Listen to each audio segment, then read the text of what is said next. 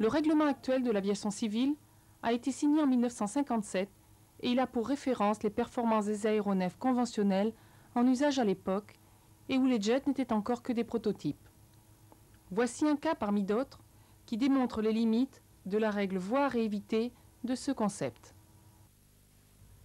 L'espace est une région de contrôle terminal où règnent des conditions VMC. Un aéronef commercial en IFR, type Airbus A300, est en attente à l'altitude de 2000 pieds. Un aéronef privé en VFR, type Cessna 150, transite également à l'altitude de 2000 pieds, en passant par le moyen radioélectrique servant de repère d'attente pour les vols IFR. Il ne s'est pas fait connaître de l'organisme de contrôle, car les conditions sont VMC, le contact radio n'est pas obligatoire. Les deux pilotes doivent 1. Assurer leur sécurité par l'application de la règle voir. 2.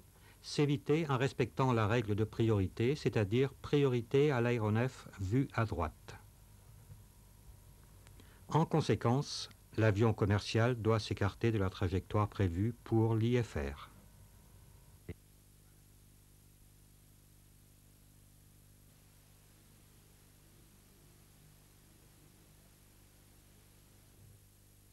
Pour améliorer la compatibilité et donc la sécurité des vols, diverses tentatives ont été mises sur pied, telles certaines zones réglementées, d'où les VFR sont exclus, les secteurs d'information de trafic, les zones de circulation d'aérodromes. Dans ces divers essais, on voit poindre le nouveau concept qui a servi de base à la refonte du règlement de la circulation aérienne et des normes de l'OACI et qui peut être présenté sous la forme suivante. À partir d'une certaine densité de trafic, dans un volume défini, il va être nécessaire d'aider les pilotes à voir, autrement dit leur indiquer où voir.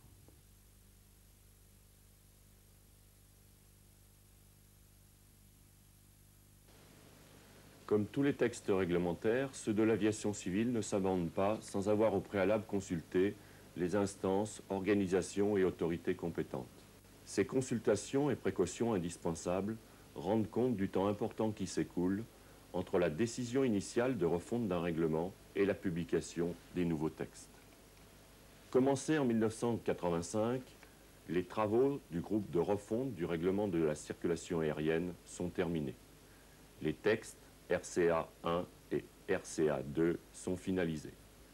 Le groupe de rédaction RCA 3 a achevé sa tâche au début de 1991. La mise en application du nouveau règlement de la circulation aérienne est fixée au jeudi 2 avril 1992. Désormais, il conviendra de dire RCA et non plus RAC pour éviter toute confusion avec la partie RAC de l'AIP. Les termes d'organisme, de fonction et de service seront souvent utilisés. Voici un bref rappel de leur sens ou définition. Un organisme est une entité administrative qui est chargée de rendre un ou plusieurs services de la circulation aérienne. 5 fonctions ont été recensées pour assurer les 3 services de la circulation aérienne.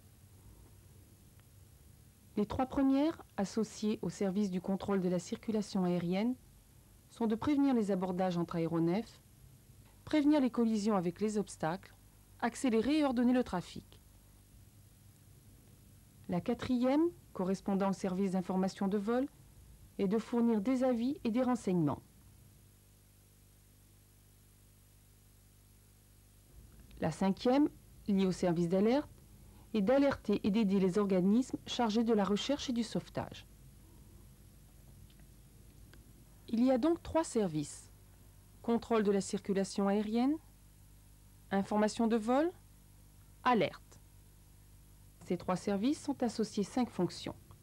Les 3 premières, associées au service du contrôle, sont de prévenir les abordages, prévenir les collisions, accélérer et ordonner le trafic.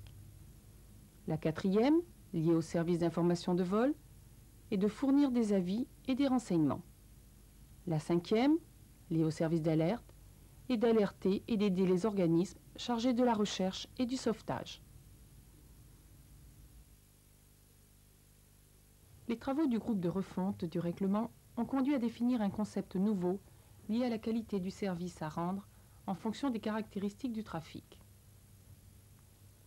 après une étude du trafic dans un volume donné, densité, amplitude des créneaux horaires significatifs, complexité, on détermine les services les mieux adaptés à la demande, contrôle, information de vol, alerte, et on met en place les moyens nécessaires pour rendre ces services. Espace, équipement, personnel.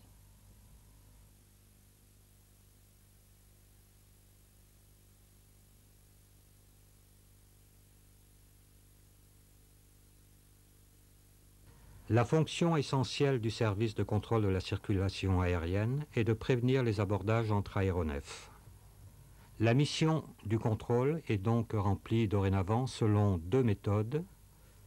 D'une part, la fourniture d'espacements normalisés, lesquels sont indépendants des types de vol, autrement dit, si la norme d'espacement vertical est fixée à 1000 pieds, elle est applicable entre deux IFR, entre un IFR et un VFR, voire entre deux VFR. D'autre part, la fourniture d'informations de trafic.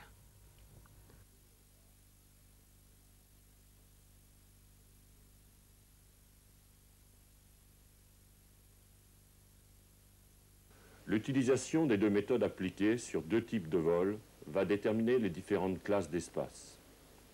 La classe d'espace définit les types de population admis à fréquenter l'espace. La classe d'espace va traduire la nature du service de contrôle rendu. Cette réorganisation est applicable au plan mondial.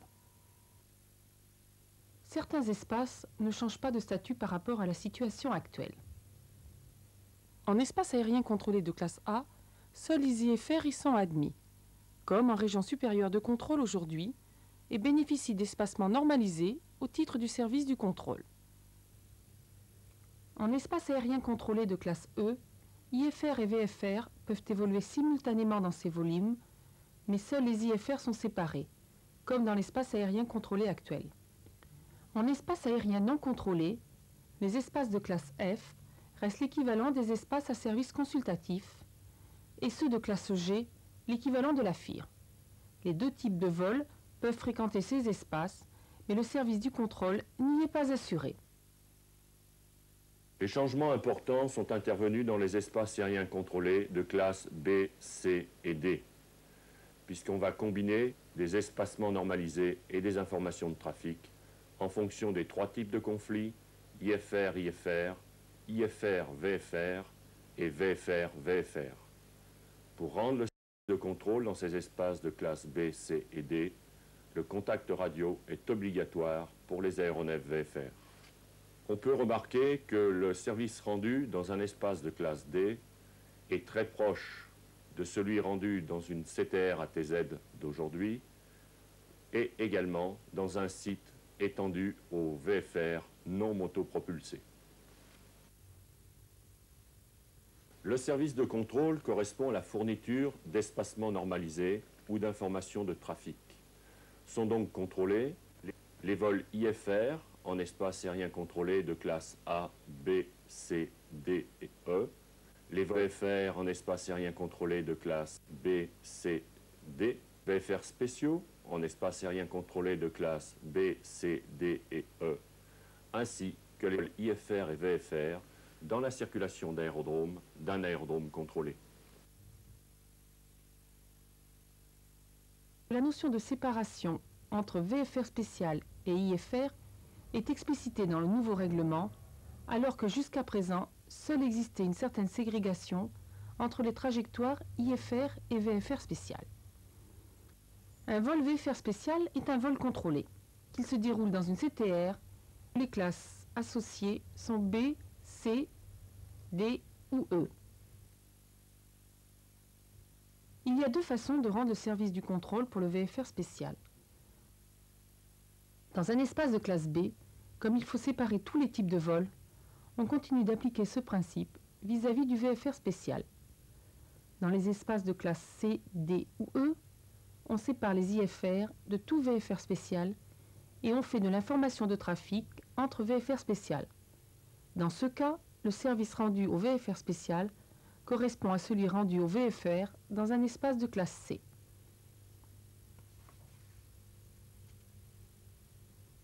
La règle permettant d'encoder le VFR spécial est fondée sur les valeurs des conditions météorologiques locales, c'est-à-dire celles qui sont mesurées sur un aérodrome.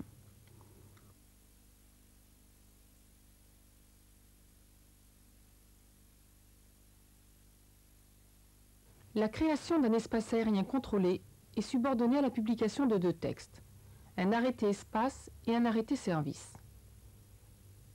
L'arrêté espace est signé par le délégué à l'espace aérien et contient la description, les limites et la classe de l'espace.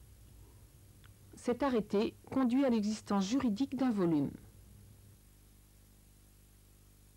L'arrêté service est signé par la direction de la navigation aérienne au nom du ministre chargé de l'aviation civile et il définit les services à rendre dans l'espace désigné ainsi que le ou les organismes habilités à rendre ces services. Cet arrêté conduit à mettre en place les moyens adaptés pour rendre les services définis. Si des services sont rendus au bénéfice de la circulation aérienne militaire, l'arrêté est également signé par les autorités de la défense.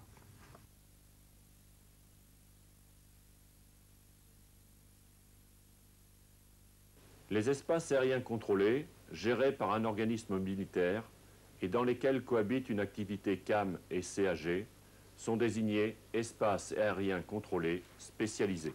Ces espaces spécialisés sont les régions de contrôle spécialisées, SCTA, les régions terminales de contrôle spécialisées, STMA, les zones de contrôle spécialisées, SCTR. La lettre S, précédant la caractéristique de l'espace aérien contrôlé, précise que l'organisme est militaire et qu'il existe une activité CAM.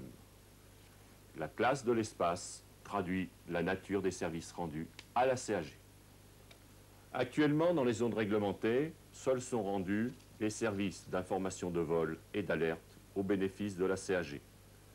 L'application du nouveau RCA permettra, en plus, de rendre le service de contrôle.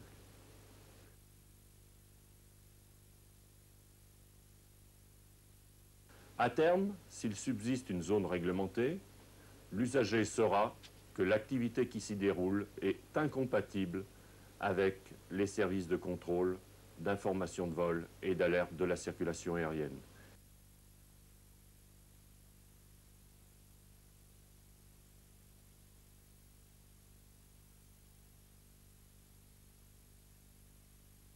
Quelques principes réglementaires ont été admis à propos des espaces et des classes.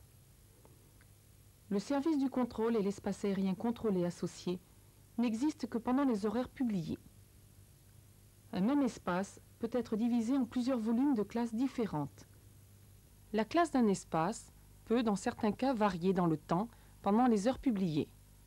Par exemple, une classe D du lundi au vendredi peut être classée E pour les fins de semaine.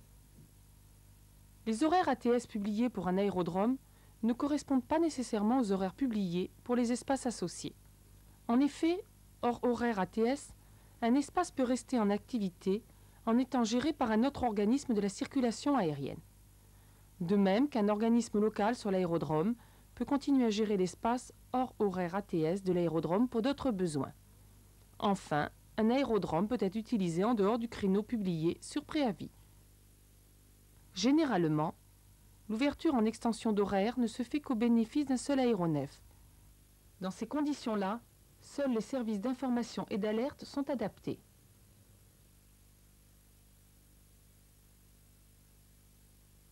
Le moyen répondant à ces deux services s'appelle la FIS.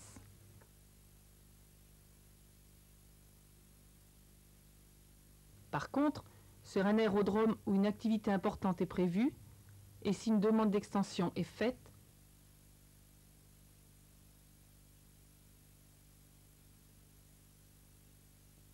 il faut maintenir le service du contrôle, donc être dans des horaires publiés.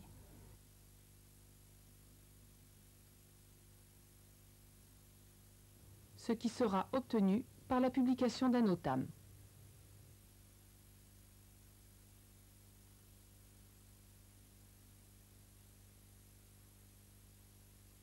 Des changements sont intervenus en altimétrie à propos de la surface ES.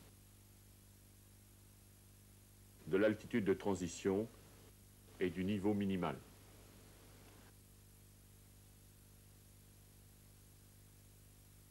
La surface ES joue deux rôles essentiels. Elle sert de référence dans la définition du niveau en croisière et elle modifie les valeurs des conditions VMC. La surface ES est définie par le plus haut des deux niveaux, 3000 pieds AMSL ou 1000 pieds AGL. Pour un vol en croisière au-dessus de la surface ES, il doit respecter la règle de la semi-circulaire, sauf publication ou clairance contraire. En dessous de la surface ES, le pilote pourra choisir librement son altitude.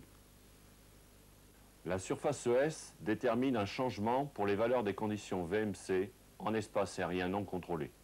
S'il n'y a pas de procédure aux instruments utilisables en dessous de la surface ES dans un espace aérien non contrôlé, le pilote IFR doit maintenir VMC et se conformer aux règles VFR pour intégrer la circulation d'aérodrome.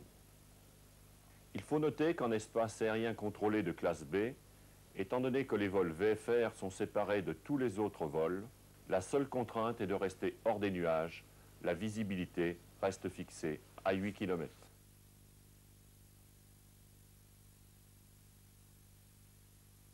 La fonction de prévention des abordages dans le service du contrôle de la circulation aérienne ne peut être remplie que si tous les aéronefs, IFR et VFR, expriment leur niveau selon un même calage altimétrique. Et c'est pourquoi les concepts d'altitude de transition et de niveau de transition s'appliquent maintenant à tous les vols.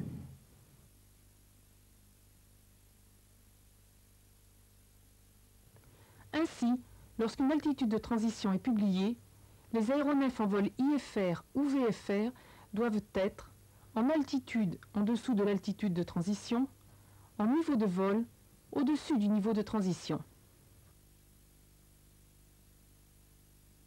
Une étude est en cours pour tenter d'uniformiser cette altitude de transition sur une grande partie du territoire métropolitain. En dehors des zones montagneuses, il est prévu une valeur de 5000 pieds. Le QNH régional sera utilisé à la fois pour la surface ES et pour l'altitude de transition.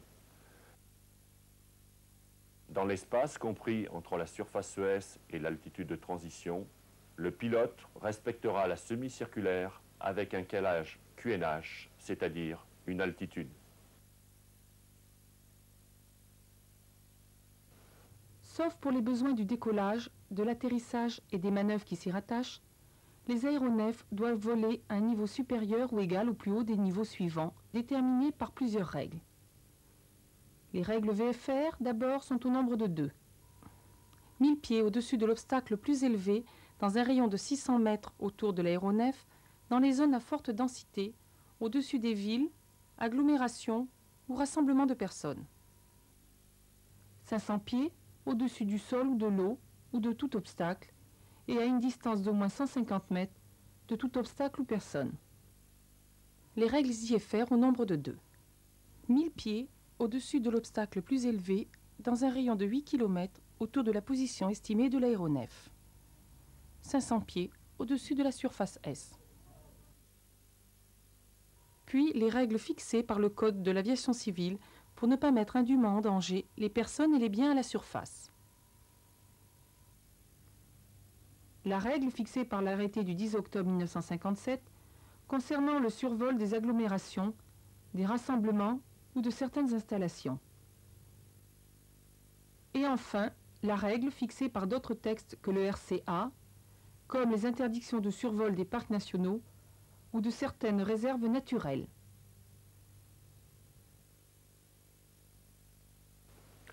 Au-dessus de la surface ES, le niveau minimal n'est pas forcément utilisable si la règle semi-circulaire est applicable. On peut remarquer que lorsque l'altitude de transition est uniformisée à 5000 pieds, le respect des différentes règles altimétriques ne permet donc pas d'évoluer en vol IFR, en croisière, en espace aérien non contrôlé, à une altitude inférieure à 4000 pieds AMSL.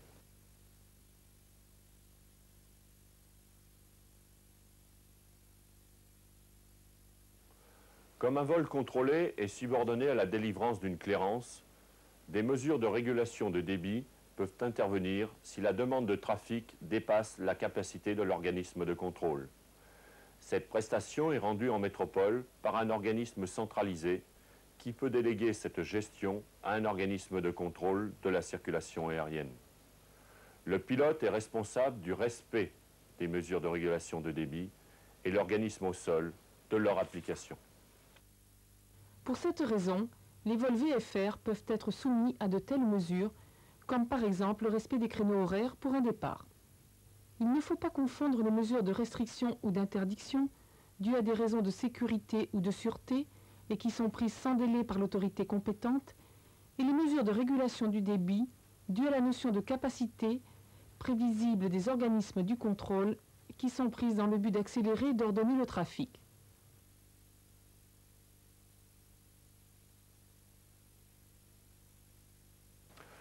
Outre le fait que la validité d'un plan de vol est désormais portée à 60 minutes, il y a deux changements importants concernant le plan de vol: la clôture du plan de vol VFR et la notion de plan de vol réduit. Un plan de vol VFR peut être clos pendant le vol dès lors que le plan de vol n'est plus obligatoire. Pour un IFR, l'annulation du vol IFR conduit à la transformation de son plan de vol IFR en plan de vol VFR. Il pourra assurer une clôture dans les mêmes conditions. Cette nouvelle disposition ne dispense pas les pilotes de l'application des autres textes réglementaires.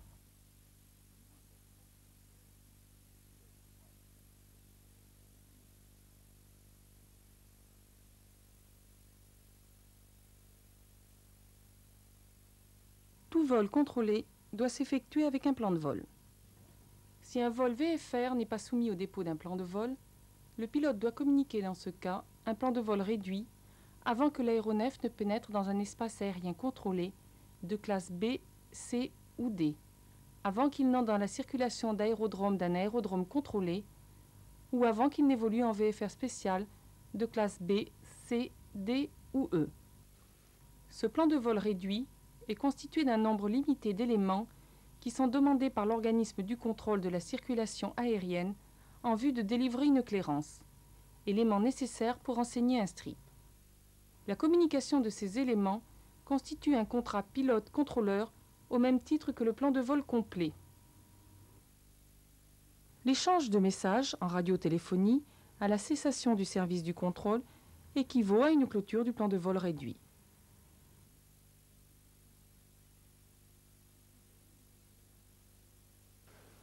Pour les vols VFR, on peut revenir sur les différences entre les espaces aériens de classe C et D.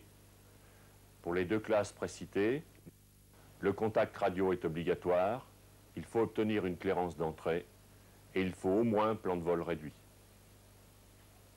Dans un espace de classe D, le pilote doit respecter la règle de la semi-circulaire, sauf disposition contraire publiée ou sur demande du pilote. Dans un espace de classe C, le pilote respectera le niveau qui lui aura été assigné dans sa clairance. Ceci est vrai en VFR spécial et le pilote doit obtenir une clairance avant toute modification au plan de vol réduit.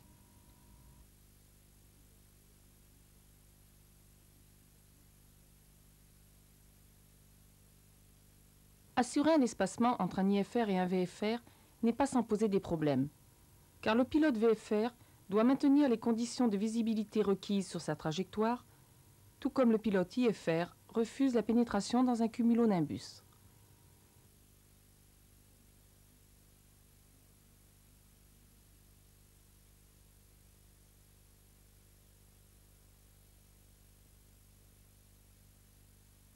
Les conditions d'exécution de l'approche à vue sont: le pilote voit l'aérodrome, le pilote voit et peut garder le contact visuel avec le sol, le pilote juge que le plafond et la visibilité permettent une telle approche et estime que l'atterrissage est possible. De nuit, le plafond n'est pas inférieur à l'altitude minimale de secteur ou à celle de la trajectoire d'arrivée.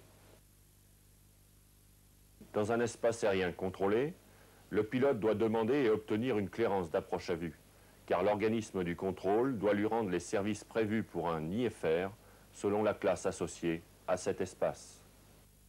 Dans un espace aérien non contrôlé, le pilote peut exécuter une approche à vue s'il peut maintenir les conditions VMC, il en informe l'éventuel organisme au sol, il s'intègre ensuite dans la circulation d'aérodrome selon les règles VFR.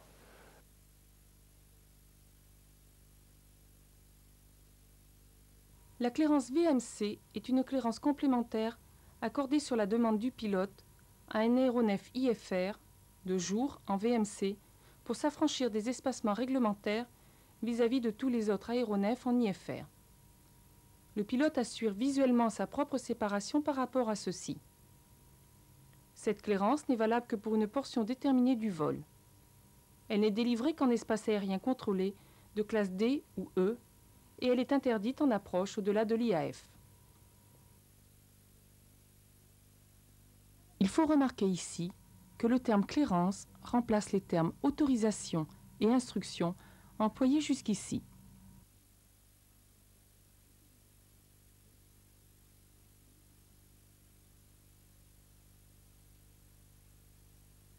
On a constaté très souvent que les demandes de clairance VMC ne concernaient que 2 aéronefs.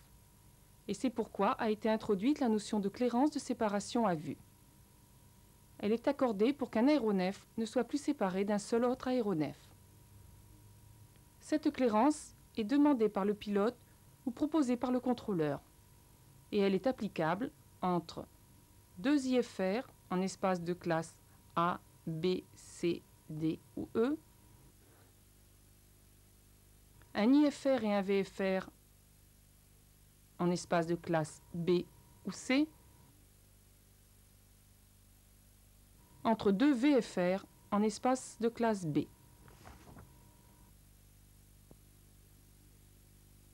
Pour bien comprendre les différences entre les procédures et séparations par repérage visuel, on peut imaginer la situation suivante en contrôle d'approche. L'espace aérien contrôlé est une CTR et TMA de classe E, espace dans lequel évoluent 3 aéronefs en vol IFR. Les trajectoires autorisées sont représentées à l'écran. 1 demande une clairance d'approche à vue, car les conditions pour son exécution sont acquises. Le contrôleur accorde la clairance d'approche à vue. Le pilote choisit la trajectoire verte. 2 demande peu après une clairance d'approche à vue, telle la trajectoire rouge. Le contrôleur doit refuser cette demande car il doit maintenir des espacements entre 1 et 2 et ne peut donc le faire que s'il connaît la trajectoire et ou l'altitude de 2.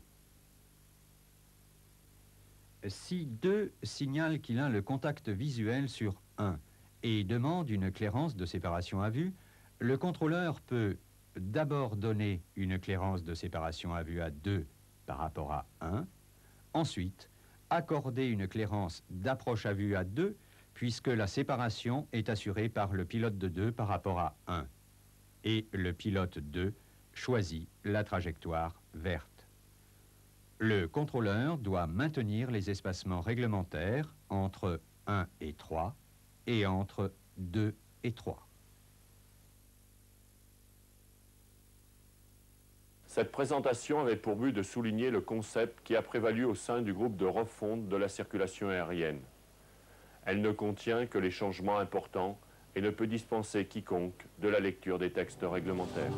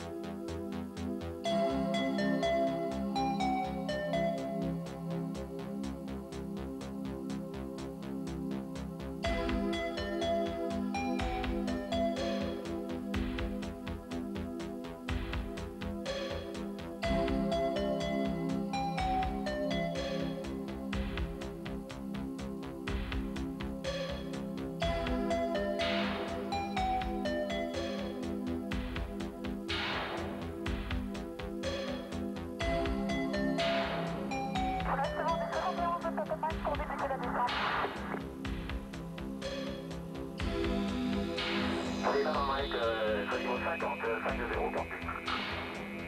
Pardon, vers le 55 0 porté, ça me reste. Bon, il va à niveau descente. La clairance. Les services de la circulation aérienne, services de contrôle, d'information de vol, d'alerte, sont assurés dans les espaces aériens contrôlés, les zones dangereuses, les zones réglementées. Le service du contrôle de la circulation aérienne est assuré au bénéfice de tous les vols IFR dans l'espace aérien contrôlé, de tous les vols VFR dans les espaces aériens contrôlés de classe B, C et D, de tous les vols VFR spéciaux dans les CTR de classe B, C, D et E, de l'ensemble de la circulation d'aérodromes des aéronefs contrôlés, dans le but de prévenir les abordages entre aéronefs, les collisions sur l'aire de manœuvre entre les aéronefs et les obstacles fixes ou mobiles, d'accélérer et ordonner la circulation aérienne. Ce service n'est assuré que pendant les horaires ATS publiés pour l'aérodrome et pendant les horaires publiés pour les espaces. Le maintien, si nécessaire, du service de contrôle de la circulation aérienne nécessite la publication d'un OTAM modifiant les horaires publiés pour les services ATS de l'aérodrome et pour les espaces associés. «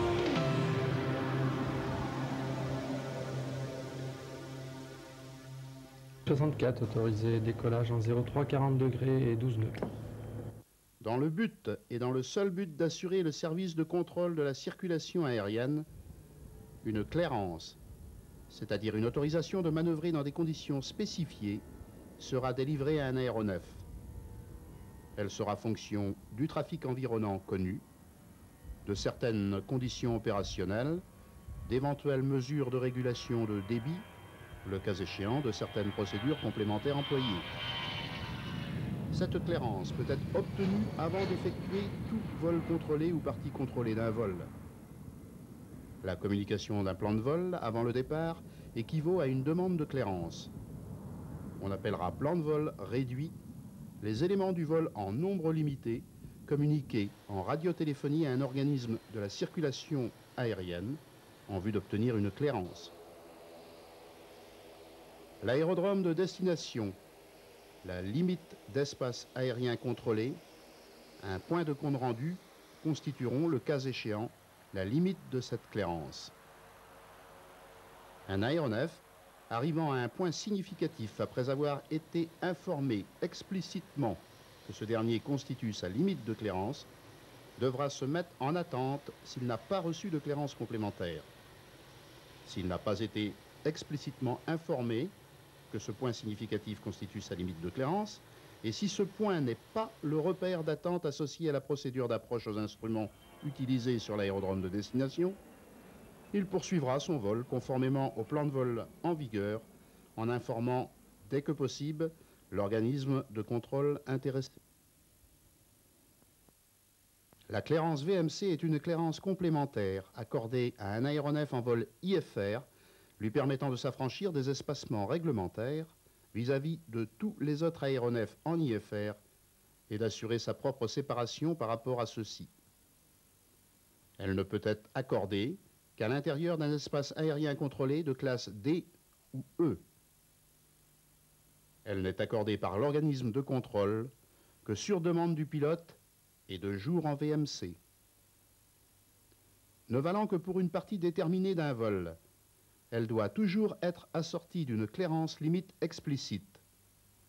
Cette limite est définie en spécifiant le point de compte rendu, l'aérodrome, ou la limite d'espace aérien contrôlé où cette clairance se termine. Lorsqu'il a délivré une clairance VMC à un aéronef, un organisme de contrôle n'assure plus de séparation entre cet aéronef et les autres. Il devra néanmoins fournir des informations de trafic en espace aérien contrôlé de classe D, des renseignements sur la circulation essentielle en espace aérien contrôlé de classe E. Clairance VMC délivrée au départ. L'aéronef A, IFR, a une clairance de départ vers le niveau 60. B, IFR, lent et moins performant, vient de décoller et monte vers 3000 pieds. C, IFR à l'arrivée passe l'IAF stable à 4000 pieds. Le contrôleur doit assurer les espacements réglementaires entre l'aéronef A d'une part et les aéronefs B et C d'autre part. Il ne peut donc autoriser A à décoller. A, en condition VMC, demande alors une clairance VMC. Il s'engage donc à assurer visuellement sa propre séparation vis-à-vis de B et C. Le contrôleur lui donne une clairance VMC vers le niveau 60 et l'autorise au décollage. Le niveau 60 constitue la limite de clairance. Dans un espace de classe D, l'information de trafic sur les vols IFR et VFR est assurée au bénéfice de tous les aéronefs. Dans un espace de classe E, l'aéronef A recevra des renseignements sur la circulation essentielle. IFR seulement.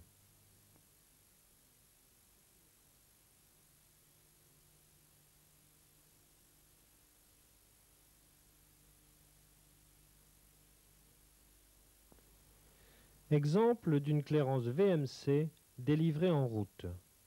L'aéronef A, au niveau 170, demande à descendre au niveau de vol 110. La position des deux avions IFR B et C et la nécessité de maintenir des espacements réglementaires empêchent le contrôleur d'autoriser la descente de l'aéronef A. A, jugeant qu'il a les critères, demande une clairance VMC.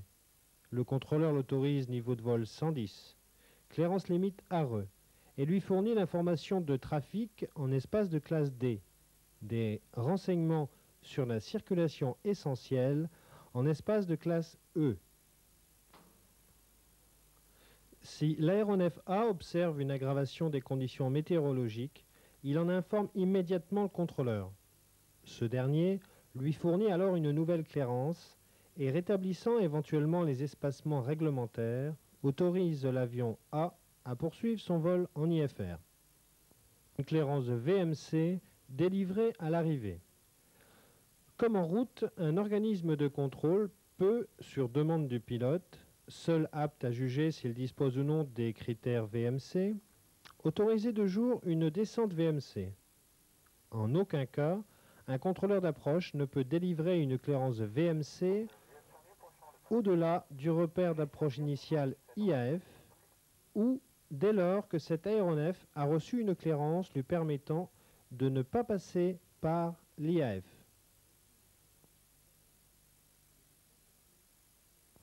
La clairance de séparation à vue est une clairance complémentaire accordée à un aéronef en vol contrôlé, lui permettant de s'affranchir des espacements réglementaires vis-à-vis d'un seul autre aéronef contrôlé et d'assurer visuellement sa propre séparation par rapport à celui-ci.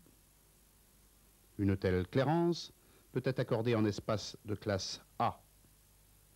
Le règlement n'interdit pas de séparation à vue la nuit.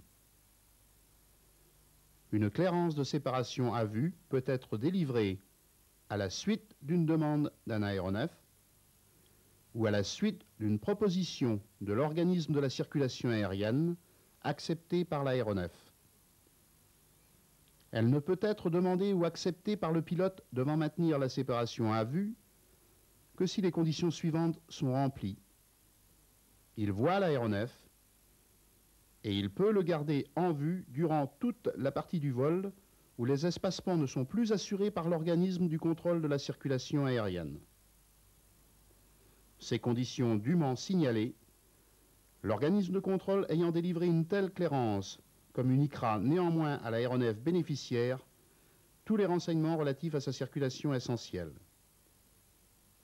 À l'arrivée, un commandant de bord qui a obtenu une clairance de séparation à vue devra se maintenir à une distance suffisante de l'autre aéronef pour éviter tout incident dû à la turbulence de sillage. Une clairance de séparation à vue est limitée à la reprise des espacements réglementaires entre les deux aéronefs concernés. Toutefois, si elle reste limitée à deux aéronefs, il n'y a pas de limite à l'enchaînement. Cette clairance peut concerner deux aéronefs IFR dans un espace contrôlé de classe A, B, C, D, E, un aéronef IFR et un aéronef VFR dans un espace contrôlé de classe B ou C, ou deux aéronefs VFR dans un espace de classe B. Prenons un exemple. L'aéronef B stable, demande la descente. Les normes d'espacement réglementaire n'étant pas acquises entre B et A, le contrôleur peut momentanément autoriser B à descendre. Il informe alors le pilote de l'aéronef B de la présence de A 4000 pieds plus bas et propose à B une clairance de séparation à vue. Dès que le pilote de l'aéronef B signale qu'il a et peut garder le contact visuel avec A, le contrôleur lui accorde une clairance de séparation à vue par rapport à A. Fonction de la classe d'espace, une telle clairance peut être accordée soit à un vol VFR, soit à un vol IFR. Dans ce nouvel exemple, l'aéronef A, stable au niveau de vol 390, demande la descente. Les espacements réglementaires n'étant plus garantis entre A et B, le contrôleur propose au pilote de l'aéronef B une clairance de séparation à vue avec A, 4000 pieds au-dessus. Si le pilote de B signale qu'il voit A et peut garder le contact visuel avec lui jusqu'au rétablissement des espacements réglementaires, le contrôleur accorde à B la clairance de séparation à vue et autorise la descente de A. Cette clairance à vue sera limitée au passage par A du niveau de vol 330.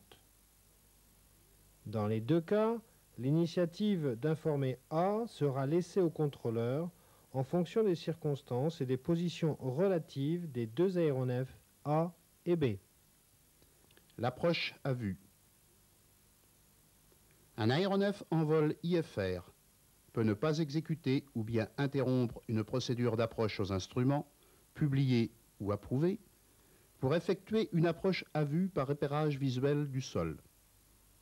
Pour ce faire, le pilote voit l'aérodrome, peut garder le contact visuel avec le sol, juge que la visibilité et le plafond permettent une approche à vue et estime l'atterrissage possible. De nuit, le plafond ne sera jamais inférieur à l'altitude minimale de secteur, le cas échéant à l'altitude de la trajectoire de ralliement empruntée, sous réserve du respect des éventuelles consignes propres à l'approche à vue sur l'aérodrome concerné. Contrairement à l'espace aérien non contrôlé de classe F ou G, où le pilote, responsable des séparations avec les autres aéronefs, garde seul l'initiative et la décision d'effectuer une approche à vue, en espace aérien contrôlé de classe A, B, C, D ou E, ce pilote pourra obtenir sur sa demande une clairance d'approche à vue. La limite de cette clairance étant la piste et l'organisme de contrôle responsable, une telle clairance pourra, le cas échéant, être subordonnée à l'acceptation par l'aéronef de certaines restrictions d'utilisation vers la piste. L'aéronef A, IFR, numéro 1 à l'atterrissage, est autorisé à quitter l'IAF pour exécuter la procédure d'approche aux instruments publiée. Désireux de raccourcir son temps de vol en vue de l'aérodrome, il estime qu'il peut garder le contact visuel avec le sol et que les conditions météorologiques lui permettent une approche à vue et un atterrissage sur ce terrain. A demande une approche à vue. La présence de l'aéronef B au décollage, qui peut être VFR, en espace aérien contrôlé de classe B ou C, empêche le contrôleur de lui accorder l'approche à vue, car il doit appliquer des espacements réglementaires entre A et B. Il informe alors A de la présence de B. A, ayant B en vue, demande alors une clairance de séparation à vue. Le contrôleur lui accorde alors une clairance de séparation à vue, puis une clairance d'approche à vue. L'aéronef C, se trouvant lui aussi dans des conditions lui permettant d'exécuter une approche à vue, en fait la demande à son tour au contrôleur. Celui-ci l'informe de la présence de A en courte finale, et après que l'avion C lui ait signalé qu'il a A en vue, lui propose de maintenir une séparation visuelle avec A. Le pilote de l'aéronef C accepte. Le contrôleur accorde alors une approche à vue.